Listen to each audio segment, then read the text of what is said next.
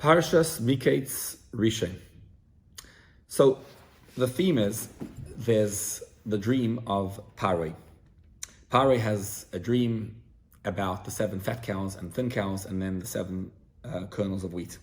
Now, in order to understand this parsha, it follows from last week's parsha. Yoseph was in the pit, and he then met the Saramashkim and Saraoifim, the butler and the baker, and he interpreted their dreams. The baker was then put to death as per Yosef's dream, and the butler was asked by Yosef, please go and remind me to Paroi. So the pasuk begins, Miketz Shnayim Yomi, at the end of the 2 years, because at the end of last week's parsha, he said, Ki im zachartani v'izkartani, so remind me twice, he said, and therefore it was 2 years that he had to suffer. In those 2 years, the butler suddenly remembers. So Paroi dreams, and now the butler remembers, there was that guy, remember? What's the dream? The dream is, he says, 7 fat cows come onto the river Nile, and then 7 thin cows come and swallow them, and when they swallow them, you don't even notice that they were swallowed. And then he has another dream, and the second dream was that there were 7 kernels of wheat, and again the same thing, the fat ones were swallowed by the thin ones.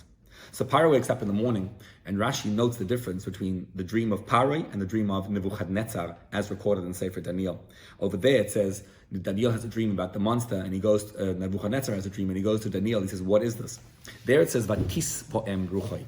And over here it says, Vati po'em ruchoi. He was shocked. So the double tough versus the one tough. And Rashi explains, Nebuchadnezzar didn't know the dream either. Daniel had to figure out what the dream was.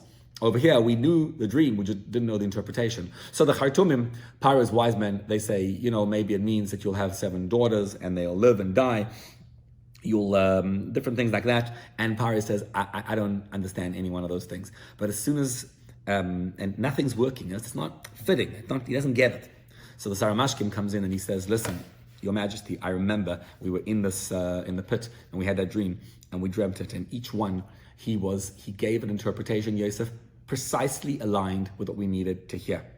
So Paro hears this and he says immediately, even though when Saramashkim presents, he says, you know who we had? A Jewish boy, Ivri, a servant, a slave, like he can't be anything. He was trying to put down Yosef. Paro summons him, they rush Yosef out of the pit, and in 1 second, his life had transformed from being in rock bottom to standing right in front of the monarch of Mitzrayim.